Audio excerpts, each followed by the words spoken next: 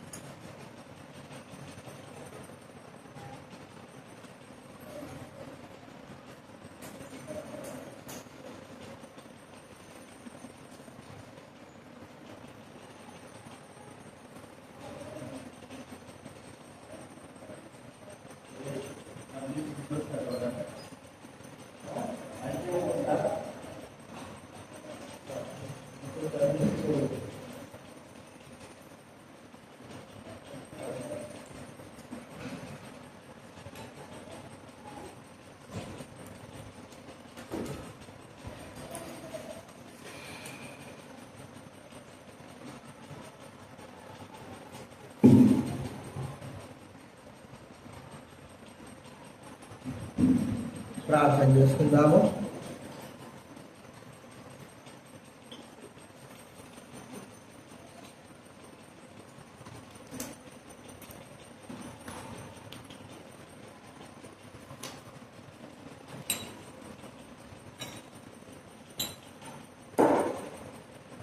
తండ్రి, కృపాకరమైన దేవ, మహిమగలిగిన తండ్రి, సత్యమైన దేవ, యేసు క్రీస్తు నామమున మీకు వందనాలు చెల్లిస్తామన్నా.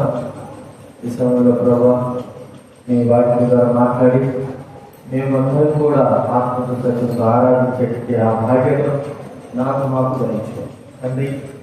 ప్రభా మీ కృపను కోరుకుంటున్నాం. సహాయం రావాల్సిన తీసుకునే జరిగించండి, దయచేయండి తండ్రి. సరైన సమయాన్ని ప్రభావ రావడానికి నేర్పించాలి. ఇష్ట ప్రకారం కాకుండా ప్రభావ భయం కలిగే వారు మాట్లాడు, ఇంకెవరికి రాలేదు వాటిలో మాట్లాడు, పర్ఫెక్ట్ తీసుకురాడు. కృతజ్ఞతలు తెలుస్తూ యేసు నామమున ప్రార్థించి వెళుతున్నాం తండ్రి. దేవుని వాక్యంలో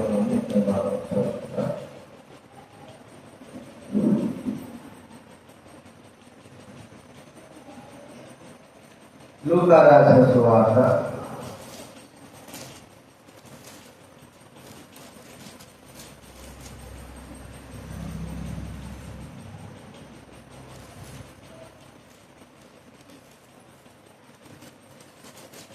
17వ అధ్యాయం. లూకా రాసిన సువార్త 17 11వ వచనం నుంచి 19 వరకు మనం మార్చి చదువుతున్నాం. లూకా రాసిన సువార్త 17వ అధ్యాయం 11 నుంచి 19 వరకు మార్చబడుతుంది. ఆయన యెరూషలేముకు ప్రయాణమైపోతూ సమరయ గలిలయ మధ్యగా వెళ్ళుచుండెను. ఆయన గ్రామానికి వెళ్తుండగా 10 కుష్ఠరోగులు ఆయన ఎదురుగా వచ్చి దూరం నుంచి, ప్రభువా, యేసు ప్రభువా, మమ్మ కరుణింపుపై త్యాగ వేసి ఆయన వారి చూసి వెళ్ళి నిన్ను యాదవ కరుణించిన వారు తనకు స్వస్థత కలుగుతుంది.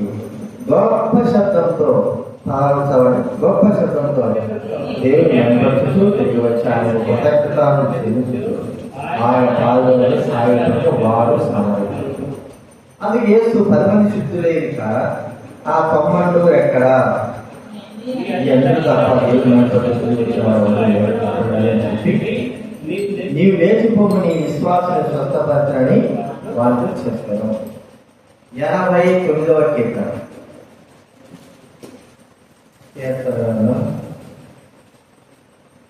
అధ్యాయము మొదటి వచనం చదువుతున్నా. కీర్తన ధ్యానంపై ఉంది. మొదటి వచ్చిన మనం అందరూ కలిసి చదువుకుంటాం దేవుని వాక్యం. యెహోవా యొక్క కృపాభిషేకము నిత్యము నేను కీర్తించెదను. తరతరములకు నీ విశ్వాసమును నా నోటితో తెలియజేసేది. 109వ కీర్తన 109:30 చదువుతున్నా.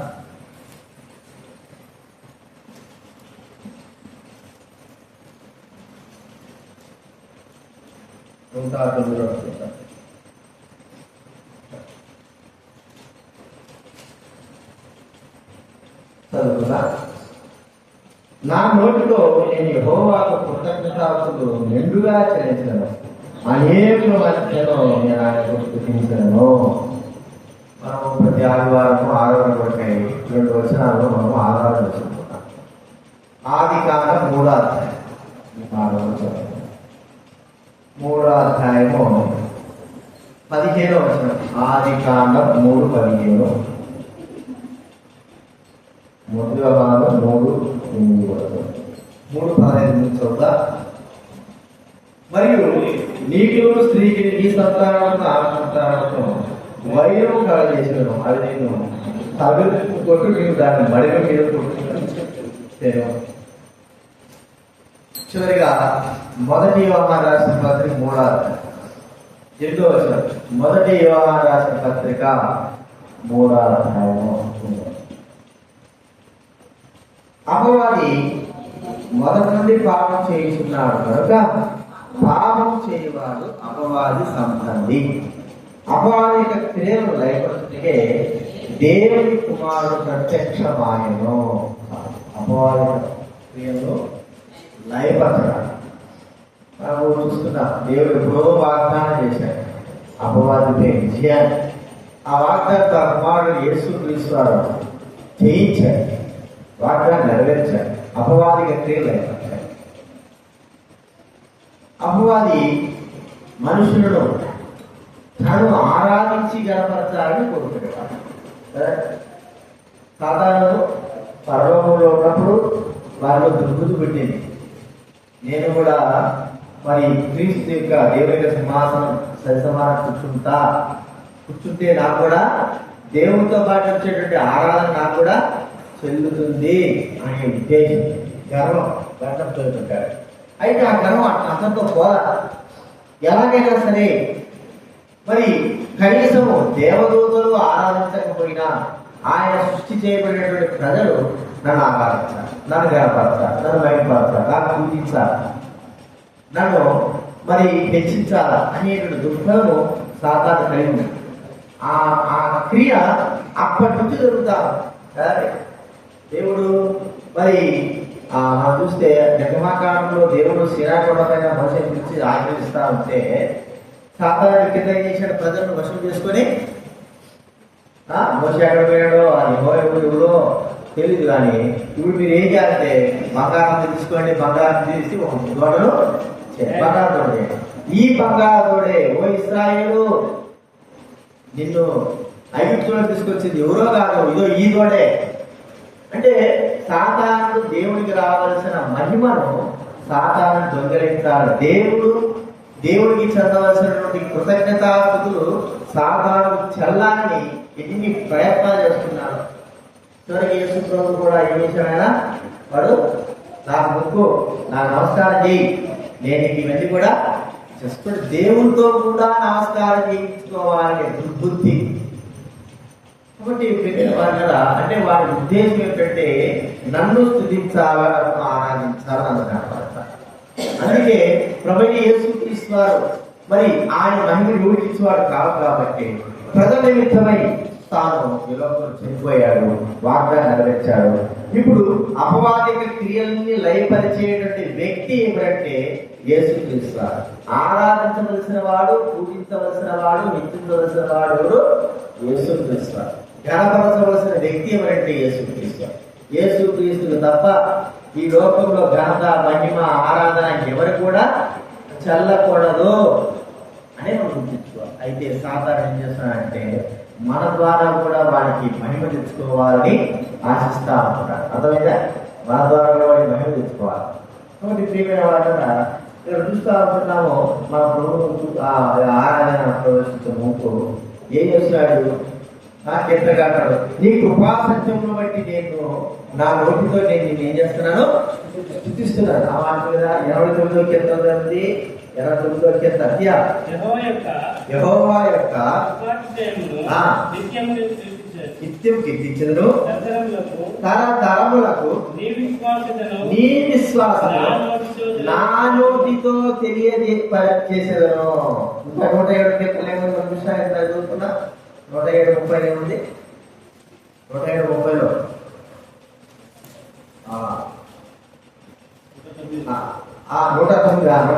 109:30 ఏమిటి? నా నోటితో అంతేనంటే ఏమంటాడు? నా నోటితో నేను యెహోవాకు కృతజ్ఞతాస్తుతులు చెల్లించాను. మెండుగా, మామూలుగా మెండుగా అనేక మధ్య నేను ఆయనకు చెల్లించాను. చాలా వరకు దేవుని స్థుతించేవారు తక్కువ. అందుకే సువార్తలు వెళ్ళేటప్పుడు, మరి ప్రొఫెసర్ వెళ్ళేటప్పుడు దేవుడైన వాడు ఏం చేస్తాడు? యేసు ప్రభువుకు జై అని గట్టిగా అంటాడు. మనం కూడా ఏం చేయాలి? కింద అన్నారు కొంతమంది, అదే జై గట్టి చెప్పడం, మాట్లాడమని చెప్పు. చెప్పండి. మన నోటి కంకాలు కూడా పగిలిపోయాడు. ఏం చేస్తాడు కదా? అర్థమైందా? ఏమంటారు చెప్పు. ఒక్కొక్క కళ్ళ పక్కా ఉంది, అది ఆపలేకపోతాడు. చెప్పు, ఏం చెప్పాలి? కనపడుతుంది. ఏం చెప్తున్నాడు? గట్టిగా ఏం చేయాలి? ప్రభుని ఇక్కడ ఆరాధించమంటే ప్రార్థన చేయమంటే ప్రార్థన కూడా రాదు. ప్రార్థన చేయలేదు. గట్టి మాట్లాడు చేస్తారా? అర్థమైందా? బాగా ఇచ్చినదే ఏమంటే గట్టిగా ఉండవా, గట్టిగా మాట్లాడాల్సిందే.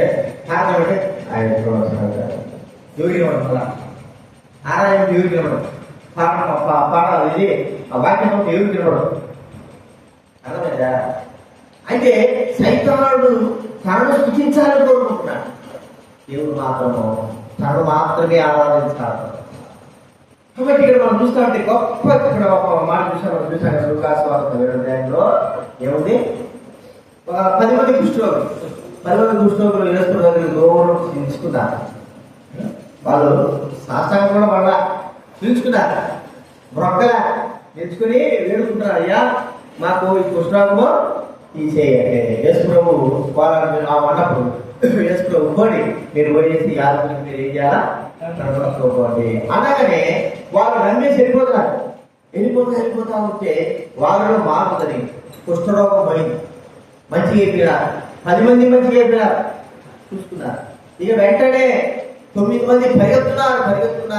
దేవుని ఆదాయాన్ని ఎలా పరిగెత్తున్నారు. దేవుని వదిలే వెళ్ళాలి, యాదవులతో వెంటనే బలి అర్పించుకోవాలి, యాదవులు గడపరుచుకోవాలి, 7 రోజులు ఉండాలి, తర్వాత ఇంటికి పోవాలా, మా ఆయన కలిసాలా, లేకపోతే మా పిల్లలు కలిసాలా, ఇంకా సమాజంలో చేరాలా, దేవుని ఆలోచన సృష్టించాలా, ఎన్ని ఆలోచనలు ఉన్నాయి.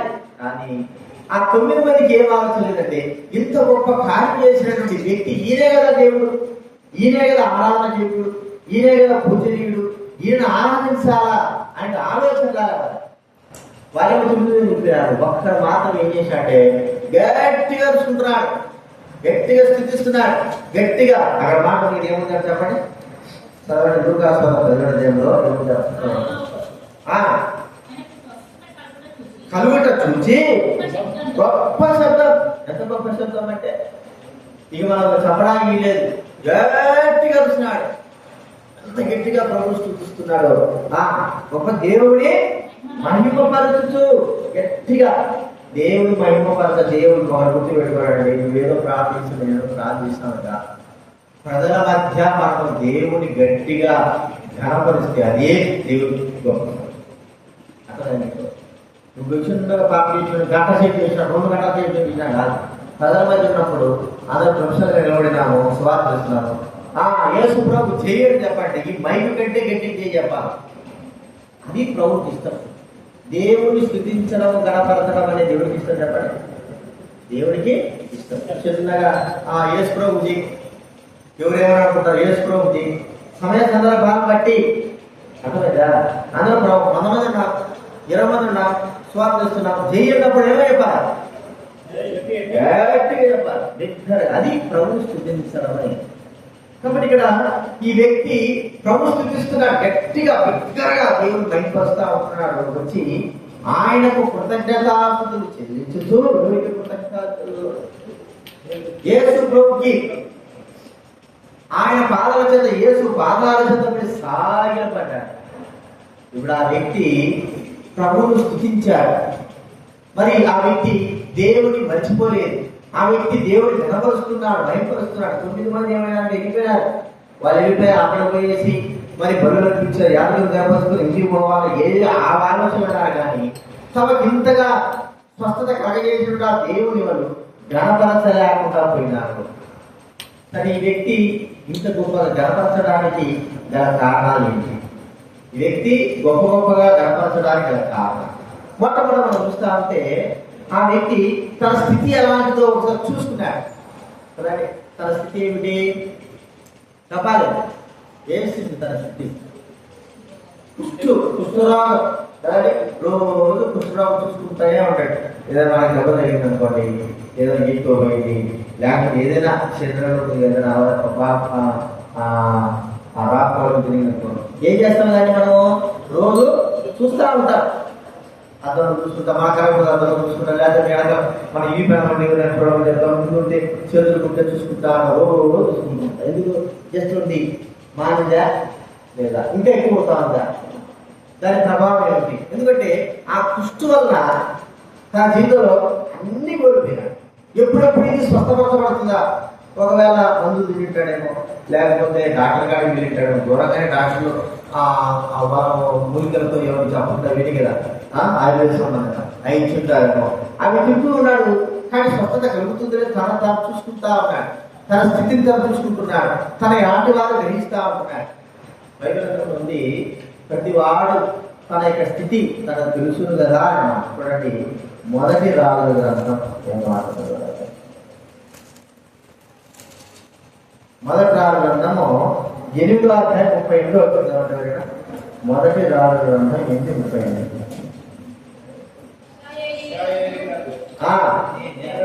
నీ జనుల్లో ప్రతి మనిషి ఏంటంటే మనోవ్యాధి, తన వ్యాధి, తన స్థితి. ప్రతి మనిషి ఎవరికి? మనకే తెలుస్తుంది కదా. మనం రోగం ఉంటే, మనకి ఏదైనా బాగాలేకుంటే మనకు తెలిసిపోతుంది. చిన్నపిల్లలు అంటే వాళ్ళకి తెలియదు, మనకి తెలుస్తుంది ఏ రోగం ఉంది, ఏ బాధ ఉంది, ఏ వ్యాధి ఉంది, ఎందుకు బాధిస్తా ఉంది. వాళ్ళు చూసుకుంటా, నువ్వు ఈ వ్యాధి దీనికి తగ్గట్టుగా మనము మందులు వాడడానికి చూస్తాం. అంటే ప్రతి వ్యక్తి తన మనోవ్యాధి, ఈ వ్యక్తి కూడా తన కుష్టి వ్యాధి, తన స్థితి తెలుసుకున్నాడు. తెలుసుకున్నప్పుడు తన జీవితంలో తనకు అర్థమైపోయింది, నేను కుష్టు గలవాడను, అందరి చేత విసర్జింపబడిన వాడను. ఈ కుష్టి వ్యాధి, ఈ యొక్క భౌతిక శరీర సంబంధ కుష్టి వ్యాధి, కుష్టి వ్యాధి ద్వారా అందరికి దూరమైన వాడను. అందరూ నన్ను ఆశ్రయించుకునే స్థితి. ఇంకా ఎక్కువగా మాట్లాడితే ప్రజలు కూడా రాళ్లతో కూడా పుట్టగలిగేటువంటి ఆ స్థితి కలిగిన వాడను. 2వ రాజు చూస్తే 7వ అధ్యాయం చూస్తారు, పుస్తకాలు ఉన్నారు. వాళ్ళు ఊరు వెలుపట చూపిస్తా ఉన్నారు. ఊరు వెలుపట్టున్నప్పుడు వాళ్ళకి అందరికి ఊరికి అన్నాలు లేదు, భోజనాలు లేదు. వాళ్ళు ఏం చేశారంటే ఆలోచన కలిగి మనము అక్కడ ఆ దేశంలో వెళ్దాం, ఒకవేళ వాళ్ళు రాణిస్తుందో పదా, లేదంటే వాళ్ళు చంపితే చచ్చిపోదా, ఊరికి ఇక్కడ రావాలి, ఎట్టడికి రావాలా, అదేదో అమ్ముడు పోతే ఏదో పిడిగడన్నా వేసి తింటాము, లేదా చంపితే చచ్చిపోవాలి. అంటే అర్థమైతే ఎలాంటి స్థితి కలిగిన ఉంటున్నారు కృష్ణాడి వాళ్ళు. తమను ఇతరులు కూడా చంపితే చంపబడేదానికి కూడా సిద్ధమై ఉండాలి. చూడండి, ఇది కుష్టి వ్యాధి యొక్క స్థితిగతులు. అయితే మానవ స్థితిగతి ఏమిటి? మన వ్యాధి మనకు తెలుసు. మన మనోవ్యాధి ఏంటి? మన పాప వ్యాధి. మనోవ్యాధి ఏంటి? పాప వ్యాధి. మన పాపాలు మనకు తెలుసు, మన అపరాధాలు మనకు తెలుసు, మన దోషాలు మనకు తెలుసు, మన యొక్క అతిక్రమాలు మనకు తెలుసు. అవి మనకు తెలిసే ఉన్నాయి. తెలిసే చేశారు, తెలియకుండా చేశారు. చేసినవి కూడా తెలిసిన తర్వాత అయ్యో అనుకుంటున్నాం.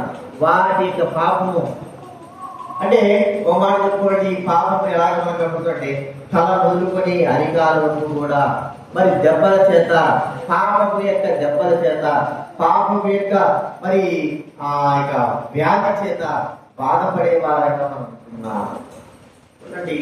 ఇలాగా ఒకరోజు ఆ వ్యాధి స్వస్థపరచబడేంత వరకు ఆ వ్యక్తి చూసుకుంటూనే ఉంటాడు. రోజు కట్టు కట్టుకోవాలి, చేతులకి పాప కుష్టికి ఏం చేయాలి, కాలువ చేతులు కట్టుకోవాలా, తిరిగి మళ్ళీ వాటిని తీసి మళ్ళీ మరుసటి రోజు కొత్తటి కట్టుకుంటానే ఉండాలి, రోజు చూసుకుంటాడా.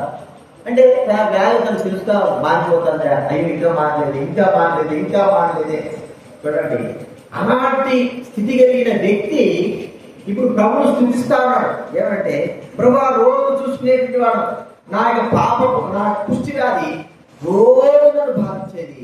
అయితే ఇది నా నీ మాట చేత ఆయన తన వాక్కుడు పంపి వారిని స్వస్థపరిచారు. వాక్కుడు ఏం చేశాడు? ఆయన పంపి స్వస్థపరిచాడు. ఆయన వాక్కుడు ఇప్పుడు నీ వాక్కు చేత, నీ మాట చేత నాకు కలిగిన స్వస్థత, నాకు కలిగిన కుష్టి వ్యాధి అంతా పోయింది.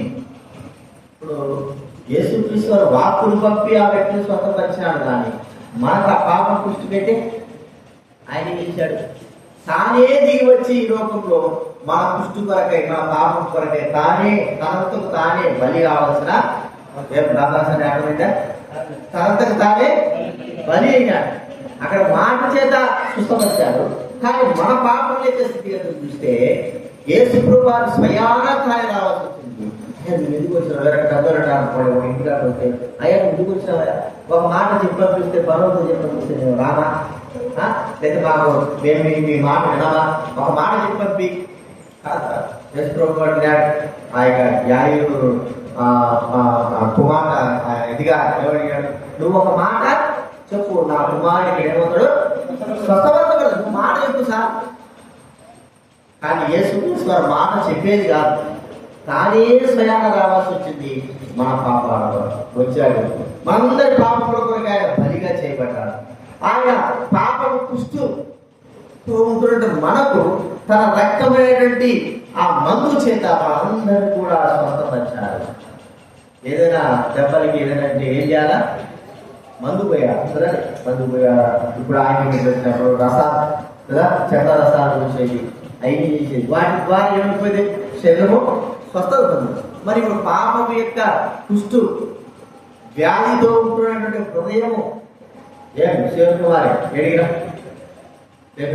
వ్యాధితో ఉంటున్న హృదయం ఇప్పుడు ఎలాగ బాగుపడగలంటే క్రీస్తు యొక్క రక్తము చేత, పరిశుద్ధమైన రక్తము చేత, పవిత్రమైన రక్తం చేత, నిష్కళంక రక్తం చేత కడగబడాలి. పవిత్రపరచ ఒక్క బొట్టు రక్తం పడితే చాలు, మనకున్న పాప రోగం అంతా కూడా ఆ పాప రోగం కొరకై యేసుక్రీస్తు వారి లోకంలో నుంచి మరి నమ్మిన, విశ్వసించిన, ఆ రక్తాన్ని ప్రోక్షింపబడ కోరుకున్న మా మీద ప్రోక్షింపబడింది. వెంటనే మాట చేత 10 మందిని స్వస్థపరిచిన ప్రభు మన పాపాలు ఉంటాయి. ఈ 1000 కోట్ల ప్రజల్లో ఉంటున్న మనల్ని కూడా తన రక్తము చేత మనం కలిగి పవిత్రపరిచాడు. కాబట్టి మన వ్యాధి మనకు తెలిసింది. ఈ వ్యాధికి మందు ఎవరు? యేసుక్రీస్తు వారికి తెలిసింది. కాబట్టి తన వ్యాధి, ఆ కుష్టి వ్యాధి కలిగినటువంటి తెలిసిపోయింది. ఎవరు తను స్వస్థపరిచారంటే కాబట్టి యేసుక్రీస్తు వారు వెనక్కి పరిగెత్తుకుంటూ వచ్చాడు, వెట్టిగా అడుగుతున్నాడు, కృతజ్ఞతలు చెల్లిస్తున్నాడు. నా కుష్టి పోగొట్టాడు ఈయనేదే. కాబట్టి మన పాప కుష్టి మనం వినిపించి స్వస్థపరిచిన మనము ఇది మొట్టమొదటి మనం చూస్తున్నాం. రెండోది మనం చూస్తా ఉంటే, ఇప్పుడు ఈ 10 మంది వెళ్ళిపోయినారు, బలి అర్పించినారు. మరి అక్కడ బలి పశువుల రక్తం చేత వారు పవిత్రపరచబడ్డారు. తర్వాత వారు రెండోదిగా చేసేదంటే తమ ఇంటికి వెళ్ళాలి కదండి. తమ ఇంటికి వెళ్ళి ఏం చేయాలి? ఇంటి బయట 7 రోజులు ఉండాలి. ఇంటికాడ 7 రోజులు. 7 రోజుల తర్వాత ఒకవేళ మళ్ళా అది పెరిగిందో లేదు చూసుకోవాలి. తర్వాత తన వెంట్రుకలన్నీ పని చేసుకోవాలి. తర్వాత పరిశుద్ధపరచబడాలి. అప్పుడు కుటుంబముతో కలిసి ఇంటిలో ఉండడానికి అర్హత అనేది కుటుంబంతో మనం చూస్తా ఉంటే, మరి అప్పుడు ఎప్పుడైతే తన కుష్టి వచ్చిందో అది మొదలుకొని తాను కుటుంబానికి ఎంత దూరం ఉన్నాడో చెప్పడానికి కదండి. కుటుంబానికి చూడండి, 2వ రాజుల గ్రంథం 15వ అధ్యాయం 15వ అధ్యాయం 5వ వచనం.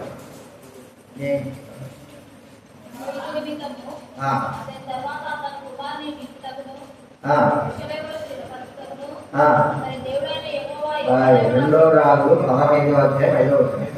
యెహోవా ఈ రాజును వచ్చినందున అతడు మరణమగు వరకు కుష్ఠరోగి ప్రత్యేక ఒక నగరంలో నివసించాడు. ఆ రాజు పేరు అజర్య. అజర్య. కాబట్టి ఆ ఒక రాజే కుష్ఠవ్యాధితో ఉంటే ఒక నగరంలో రాజసింహాసనం కూర్చోడానికి వెళ్ళేది, కుటుంబంతో ఉండడానికి వెళ్ళేది. ఏదో నగరంలో పెట్టి కొంతమంది పెట్టేసి అన్నము ఆ పెంచేందుకు ఆడ ఉంచేది మనం చూస్తా ఉన్నాం. కాబట్టి ఊరి వెనకకి వెళ్ళిపోయిన వ్యక్తి కుటుంబాన్ని, తల్లిదండ్రుల్ని, భార్య పిల్లల్ని, తల్లిదండ్రుల్ని, ఇంకా ఆ బంధువుల్ని అందరినీ వదిలిపెట్టి ఊరి వెలపల ఉంటున్నటువంటి ఒక గ్రామం, ఒక గుహ లేకపోతే ఒక స్థలంలో వారికి నియమించబడిన స్థలంలో వారు వెళ్లాల్సి ఉంటుంది. ఎన్ని దినాలు అంటే కుష్ఠరోగం బాగయ్యేంత వరకు అక్కడ వాళ్ళు ఉండాల్సిందే. కుష్ఠరోగం బాగయ్యేంత వరకు. కాబట్టి ఈ వ్యక్తి అట్లున్నాడు. అయితే ఇప్పుడు ఈ 10 మంది ఆ కుష్ఠరోగులు దేవుడి దగ్గరికి వెళ్ళారు, తమ కుటుంబాల దగ్గర కూడా వెళ్ళారు. మరి వీడేం చేశాడు చెప్పండి? తన కుటుంబం కంటే అక్కడ అర్పించేటు బరువులు కంటే తనను స్వస్థపరిచిన వ్యక్తి మరి ప్రభువైన యేసుక్రీస్తు వారు కాబట్టి ఆయనకు కృతజ్ఞతాస్తుతులు చెల్లించడానికి వెనక్కి పరిగెత్తుకుంటూ వచ్చాడు. చూడండి, ఇప్పుడు ఎట్టయినా సరే స్వస్థత పొందింది వాడు ఎట్ట ఖచ్చితంగా ఎక్కడికి వెళ్ళాలి? ఇంటికి వెళ్ళాల్సిందే. స్వస్థత పొందినాడు కాబట్టి ఇంటికి వెళ్ళాల్సిందే. అదేమే లేట్ ఏం లేదు, వెంటనే వెళ్ళిపోతాడు. కానీ అంతకంటే ఏం చేయాలా చెప్పనా? ఇప్పుడు చెప్పు. అంతకుముందే ముందు యాదగిరి పైన అయిపోయింది. కుటుంబం దగ్గర ఎట్లా వెళ్తాడు. అంతకుముందు చేయవలసిన వ్యక్తి ఏం చేయాలా? స్వస్థపరిచేవాడు దేవుని స్తుతించాలి కదా.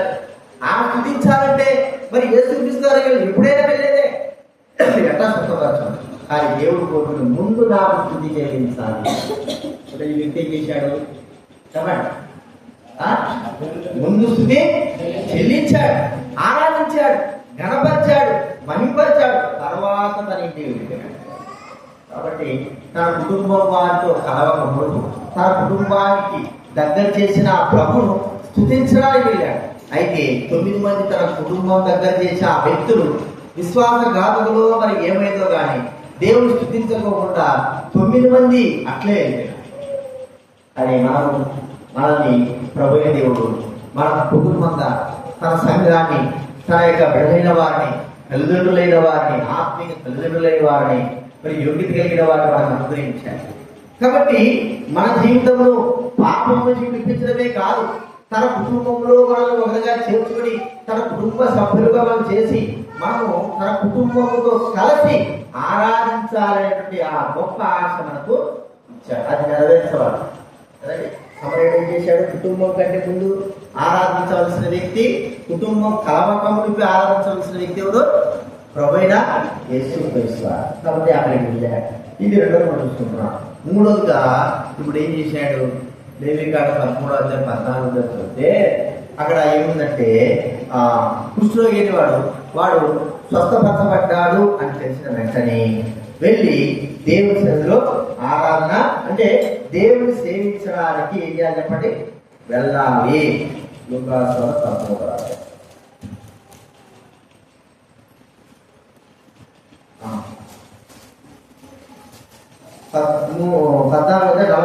చూడండి, క్షమించాలి.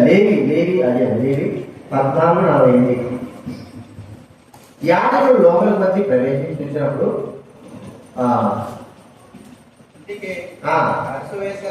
అడుసు వేసిన తర్వాత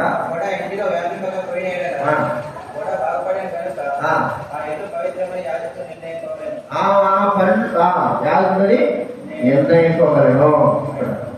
చూడండి, 13వ అధ్యాయంలో ఇంకా దగ్గర మాట 13వ అధ్యాయంలో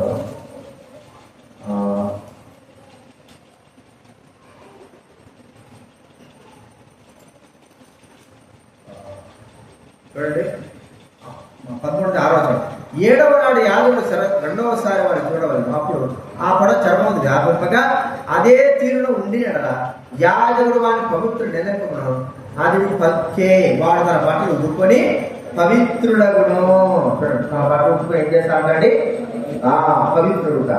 కాబట్టి ఆ వ్యక్తి దేవుడి సన్నిధిలో ప్రవేశించేదానికి అర్హత కలిగిన వాడుగా ఉంటున్నాడని మనం చూస్తాం. కాబట్టి గుర్తించుకుందాం ప్రియమైన వారా, ఇది రెండవది ఏంటంటే నిత్యము సేవించవలసినటువంటి దేవుడి సన్నిధికి కొన్ని సంవత్సరాలుగా వాడు దూరం అయిపోయినాడు. ఇప్పుడు దేవుడి కృపను బట్టి, దయను బట్టి, ఆ యొక్క ప్రేమను బట్టి దేవుడు వారికి స్వస్థత ఇచ్చే, తన వాక్య స్వస్థత ఇస్తే ఇప్పుడు వారు సరాసరి యాజకుడి దగ్గరికి వెళ్తున్నారు కానీ, మరి దేవుని ఆలయం దగ్గరికి వెళ్తున్నారు కానీ, తమను స్వస్థపరిచినటువంటి నిజమైన ఆలయం, నిజమైన యాజకుడు, నిజమైన దేవుడైనటువంటి యేసుక్రీస్తు దగ్గర రాలేకపోయినారు. అంటే భౌతిక సంబంధంగా వాడు మాత్రం వెళ్ళారు కానీ ఆత్మ సంబంధంగా ఉంటున్న వ్యక్తి దగ్గరికి వాళ్ళు రాలేకపోయినారు. అక్కడ ఒక్కడ మాత్రం వచ్చాడు. ఇప్పుడు మనం ఆలోచించాల్సింది ఏంటంటే, ఆ వ్యక్తి ఆత్మీయ భౌతిక సంబంధం వెళ్ళాడు కానీ ఆత్మీయంగా నువ్వే దేవుడు, నిన్ను ఆరాధించాలి, నీవే ఒక దేవాలయముగా ఉంటున్నావు, నేను మహింపరచాలి, నేను ఘనపరచాలి ప్రభా, నేను హెచ్చించాలి ప్రభా, నేను స్తుతిస్తున్నాను, ఘనపరుస్తున్నాను. ఎందుకంటే ఆలయం ఎక్కడో లేదు, మన మధ్యనే కదండి. దేవుడు మన హృదయాన్ని, మన యొక్క శరీరాన్ని చేసిన ఆలయంగా చేస్తున్నాడు. ఆయన ఆలయంలో ఆరాధించే, ఆయనే మనలో ఉండేదానికి ఇష్టపడిన వాడుగా మనం చూస్తా ఉంటున్నాం. కాబట్టి నిత్యము సేవించే దేవుని దగ్గరికి ఆ వ్యక్తిని ఎలాగైతే వాళ్ళు వెళ్ళారు, అంతకంటే గొప్ప వ్యక్తి అయినటువంటి, దేవాలయమైనటువంటి ఆ ప్రభువైన యేసుక్రీస్తు వారి దగ్గరికి ఈ వ్యక్తి పరిగెత్తుకుంటూ వచ్చి ప్రభువును స్తుతిస్తూ ఆరాధిస్తున్నారు. మనం కూడా దేవాలయమైనటువంటి, నిత్య దేవుడైనటువంటి యేసుక్రీస్తు వారిని ఆరాధించి కనపరచాలి. గుర్తించుకున్నాం, ఒక వ్యక్తి శరీర సంబంధంగా ఆరాధించాలని వెళ్తే ఇంకొక వ్యక్తి ఆత్మీయుడైనటువంటి, నిజ దేవుడైనటువంటి, ఆత్మదేవుడైన యేసుక్రీస్తు వారిని ఆరాధించడానికి వచ్చి ఉంటున్నాడు అని మనము మూడవ చూస్తున్నాము. ఇప్పుడు అందుకే ప్రమాణాడు ఆత్మతో సత్యముతో ఆరాధించాలి. అలాంటి వారు వాళ్ళు భౌతిక సంబంధంగా ఆరాధించడానికి దేవాలయానికి వెళ్ళారు. ఈ వ్యక్తి ఆత్మీయుడైనటువంటి, ఆత్మదేవుడైనటువంటి యేసుక్రీస్తు ఆరాధించడానికి ఈ వ్యక్తి మనం ఎవరు ఆరాధిస్తుంటున్నా అని మనం గుర్తించుకోవాలి. ఇది మూడవది. నాలుగవదిగా ఆయన నోటి మాట కలిగిన స్వస్థత ఆ 10 మందిలో మరి ఏం కలిగేసిందంటే ఆశీర్వాదం ఇచ్చింది, జీవాన్ని ఇచ్చింది కదండి, బ్రతుకు మీద ఆశ గుర్తించింది, ఇంకా ఎన్నో మేలు. అర్థమైందా? ఎన్నో మేలు. ఎవరి యొక్క మాట చేత? యేసుక్రీస్తు వారి యొక్క మాట చేత ఆశీర్వాదము, జీవము, మేలు, బ్రతుకు మీద ఆశ, మరి ఇంకా ఎన్నెన్నో మేలు, ఆశీర్వాదాలు, ఆత్మ సంబంధమైన ఆశీర్వాదాలు. ఒకవేళ వాళ్ళ భౌతిక సంబంధమైన ఆశీర్వాదాలు ఇచ్చినాడేమో, అన్నీ ఉన్నాయి. ఆ 10 మందిలో 10 మందికి ఉన్నాయి అన్ని, లక్షల డబ్బులు వచ్చి ఒకవేళ వాళ్ళు అనుకుంటే ఉండదు, కుటుంబం ఉంది, ఇల్లు ఉంది, అన్నీ ఉంటాయి. కానీ అనుభవించడానికి ఆ వ్యక్తులు ఏం లేదు, ఆశీర్వాదం ఏమి. ఎందుకు కారణము? వారు కలిగిన కుష్ఠరోగం మీద. ఇప్పుడు ఆ ఆశీర్వాదం, ఆ కుష్ఠరోగం పోతే వారు కలిగిన ఆస్తి అంతా, వారికి కలిగినంత అనుభవించే బాధ్యత వస్తుంది కదా. అర్థమైందండి? ఇప్పుడు లేకపోతే వాళ్ళు కుష్ఠరోగం అర్థం తెచ్చాడు, ఊరు వేరే తెచ్చిపోతారు, వారిని ఇంటికి తీసుకొస్తారా, అట్టే తీసుకుపడే వారు ఆశీర్వాదం. మన కారణాలు జరిగింది, లక్షల కోట్ల బంగారు షాపులు అయ్యేవారు, తల్లిదండ్రులు అయ్యేవారు, ఉద్యోగులు తెచ్చిపోతే ఎంతో సంపాదన. కరోనా వచ్చింది, ఇంటికి తీసుకోపోవాలి. ఎక్కడ తీసుకోపోవాలి? సమాజంలో తీసుకోపోవాలి. ఎట్లా? ఒక కరోనా లేకపోతే తన పెట్టడంతో, కాలాలతో, పెద్ద వాటితో ఏం చేసేవాళ్ళు? తీసుకెళ్ళారు. కరోనా వచ్చింది. ఇక వాడి సాబట్ ఏంటంటే ఇంత బతికి కాపాడుతాడు, కాల్చేవాడు. వాడిని డబ్బు ఇచ్చేస్తాడు, వేలు చేస్తాడు, వేలు ఇచ్చేస్తాడు, 2 కట్టలు తీసుకుని నువ్వు అటాక్ చేసి ఏం చేయాలా? కాల్ చేసేయాలా అన్నారు. మరి ఇంత బతికినాడు కదా ఈ సాగుకి. అర్థమైంది? అంటే వాడంతా కానీ వాడి జీవితంలో ఆశీర్వాదం చివరిలో ఏమైందంతా పోయి అని యేసుక్రీస్తు వారి విషయంలో గుర్తిస్తే ఆయనకు ఆత్మ సంబంధమైన ఆశ. వాడి వ్యక్తి ఎక్కడికి వచ్చాడంటే సకల ఆశీర్వచనం స్తోత్రం కలిగినటువంటి వ్యక్తి అయిన యేసు దగ్గరకు వచ్చాడు. ఆ యేసు ప్రభు దగ్గర సర్వ సంపదలు ఉన్నాయి. యేసు ప్రభు దగ్గర పరలోక రాజ్యం అంతా కూడా ఉంది. యేసు ప్రభు దగ్గర ఆశీర్వాదాల యొక్క పుట్ట, ఆశీర్వాదాల యొక్క గని యేసు ప్రభు. ఆ వ్యక్తి దగ్గరకు వచ్చాడు. మిగతా వారందరూ వెళ్ళారు తమ ఆశీర్వాదాలు, తమ డబ్బును, తమ సొంత ఇంటిని, సొంత ఆస్తులను మరి అనుభవించడానికి వాళ్ళు వెళ్ళారు. దానివల్ల ప్రయోజనం. అందుకే మనకి ఎలాంటి ఆశ చూడండి. ఎఫెసీ పత్రిక, ఎఫెసీ 1వ అధ్యాయం, ఎఫెసీ రాసిన పత్రిక 1వ అధ్యాయం 3వ వచనం. స్తుతింపబడును గాక ఆయన క్రీస్తునందు పరలోక విషయములలో ఏంటండి? ఏ సంబంధమైన ఆశీర్వాదం ఇది? ఆత్మ సంబంధమైన ప్రతి ఆశీర్వాదం. కొత్త ఆశీర్వాదం కాదు. వారి ఇంటికి వెళ్ళినప్పుడు కుష్ఠరోగులు 9 మంది ఇంటికి పోతే వారి వారి కుటుంబాల్లో ఉంటున్నటువంటి ధనము మరి అన్ని కూడా వారు అనుభవించడానికి వారు ఇష్టపడతారు, అనుభవిస్తారు. అదొక ఆశీర్వాదం. అంటే సంపాదించుకున్నది ఊరికి చచ్చిపోకుండా అనుభవించి చచ్చిపోవాలంటే ఆశీర్వాదం. కానీ మనకిచ్చే ఆశీర్వాదం ఎలాంటిది? ఈ వ్యక్తి కనుగొన్న ఆశీర్వాదం, ఈ సమరైన వాడు కనుగొన్న ఆశీర్వాదం ఏంటిది? క్రీస్తే ఆశీర్వాదానికి కారకుడు. ఈ దగ్గర ఉండాలి. ఇదంతా ఎక్కడెక్కడ లేదు. డబ్బు లేదు, ఇల్లు లేదు, ఏం లేదు. ఇదో ఇయ్యండి. అందుకే కృతజ్ఞత చెల్లించాడు.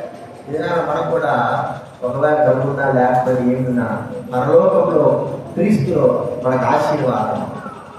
మరి అక్కడ మనకు దేవుడు దీవెన ఆశీర్వాదం నింపిపెట్టాడు. ఇది మనకు తెలుసు. ఆ దీవెన ఆశీర్వాదం బట్టి ప్రభువు మనం స్తుతించి గణపరచాలని ప్రభు మనతో మాట్లాడతారు. కాబట్టి ఈ గుర్తు కలిగినవాడు 4 అంతల అనుభవాల్లో తను ఉన్నాడు కాబట్టే ప్రభు స్తుతించి. మొట్టమొదటి ఏం చెప్పండి? తనకు కలిగిన స్థితి తనకు తెలుసు. కుష్టి వ్యాధి స్థితి ఏంటి స్థితి? ఏమది సునీతక్క వినపడుతుందా? నీకు వినపడుతుందా? ఏమని చెప్పు. విను. జీవితంలో వినకపోతే ఏమి వెళ్ళవు. దేవుని వాక్యం వినకపోతే నువ్వు ఏమి వెళ్ళవు. ఏమిటా వేస్ట్. దేవుని వాక్యం చాలా ప్రాణం. కుష్టి వ్యాధి కలిగి అయితే మన స్థితి ఏమిటి చెప్పండి? పాపపు వ్యాధి. రెండోది ఏం చూసినా చెప్పండి. రెండోది ఏం చూస్తున్నాడు? తన కుటుంబస్తుల దగ్గరికి ఆ వ్యక్తి వెళ్ళగలుగుతూ వచ్చాడు. ఎవరు? 9 మంది. అయితే ఆ కుటుంబస్తులకు అందరికంటే గొప్పవాడని యేసుక్రీస్తు వారి దగ్గరికి ఈ వ్యక్తి పరిగెత్తుకుని వచ్చాడు. ఇప్పుడు మనం కూడా ఎక్కడ చేర్చారు? మన అందరూ చాలా మంది ఆ కుటుంబాలు వదిలిపెట్టి ఉంటారు. చాలా మంది యేసుడు నవ్వారని వారి కుటుంబాలు తీసేస్తారు, లోపల రాని దూరం చేస్తారు. అయితే వాళ్ళకంటే ముఖ్యమైన కుటుంబం ఏది? దేవుని యొక్క. ఏమైంది? పడుకోని ఏమైంది? పడుకోబెట్టాక అప్పుడే సండే స్కూల్ పోవాలి. పడుకోబెట్టదు. ఎందుకు పడుకోబెడతా? ఏమరా ఇప్పుడే వచ్చింది నిజమే. కుటుంబస్తులకు అందరికంటే చెప్పండి. క్రీస్తే గొప్ప కుటుంబమైన క్రీస్తే కుటుంబం మనకు. మనం ఎవరి కుటుంబం చేద్దాం? దేవుని యొక్క కుటుంబంలో మనము చేరుకుంటున్నాం. ఇది 3 చూస్తుంటే నిత్యము సేవించవలసిన దేవుని దగ్గరికి వెళ్ళాలి. కానీ అసలైన వ్యక్తి ఎవరు? సేవించవలసిన వ్యక్తి ఎవరు? ఆరాధించవలసిన వ్యక్తి ఎవరు? పూజించవలసిన వ్యక్తి ఎవరు చెప్పండి? యేసుక్రీస్తు. ఈ ఒక్కడే సమయం గుర్తించారు. అక్కడ లేడరా దేవుడు, ఇక్కడ ఉన్నాడు అని పరిగెత్తుకుండా వచ్చి ఈయనకు పూజలు మరి కృతజ్ఞతలు ఆరాధన సమర్పిస్తా ఉంటున్నారు. ఎందుకంటే దేవుడు అక్కడ ఉన్నాడు. అంతగా ఆ దేవుడు ఇక్కడ ఉన్నాడు. ఆ ప్రభువును సృష్టించాడు. చివరిగా ఏం చూసి చెప్పండి? వారు ఆయన నోటి మాటను బట్టి వారు దేవుని వారి కుటుంబ ఆశీర్వాదాలను కూడా పొందారు. కానీ అసలైన ఆశీర్వాదం క్రీస్తులో ఉండదు అర్థం. అవన్నీ కూడా గతించిపోయి. అయితే యేసుక్రీస్తు వారు సకల ఆశీర్వాదంలో గొప్ప దేవుడు. ఆయన ఆత్మ సంబంధ ఆశీర్వదించాడు. ఆయన దగ్గర పరిగెత్తుకుని వెళ్ళి గొప్ప శబ్దంతో ప్రభువును ఇస్తా ఉంటున్నాడు. ఈ విషయాలు జ్ఞాపకంగా ఈ లూకా సువార్త 17వ అధ్యాయం మాట చదువుకొని ఆరాధనలో ప్రవేశిద్దాం. లూకా సువార్త 17వ అధ్యాయము 16వ వచనం చదవండి. 17, 15, 16. అన్న చదువుకుంటా. లూకా సువార్త 17వ అధ్యాయం 15, 16 ఈ 2 వచనాలు మనం అందరం చదువుకున్నాం. వారిలో ఒకడు తనకు స్వస్థత కలుగు చూసి గొప్ప శబ్దంతో దేవుని మహిమపరచుతూ తిరిగి వచ్చి ఆయనకు కృతజ్ఞతాస్తుతులు చెల్లించి ఆయన పాదం మీద సాగిపడడం వాడు సమరయుడు. 10వ వచనం, ఈ అన్యుడు తప్ప దేవుని మహిమపరచుటకు తిరిగి వచ్చిన వాడెవడు అగుపడలేదా? ఇప్పుడు మనము ప్రభుత్వాన్ని ఆరాధించుకున్న గట్టిగా గట్టి స్వరంతో ప్రభుత్వము ఈ యొక్క కుష్టివ్యాధి గట్టి వాడి కంటే గొప్పగా మనము కుష్టివ్యాధి వాడు పొందిన ఆశీర్వాదాలు కొద్దిగే, అంటే మనకు పొందిన ఆశీర్వాదాలు ఎన్నో గొప్ప. కాబట్టి వాణి గట్టిగా మనం ఇంకా గట్టిగా గంభీరంగా ఆ శిక్షణ జ్ఞాపకగా ఆరాధన లేఖలో పాఠం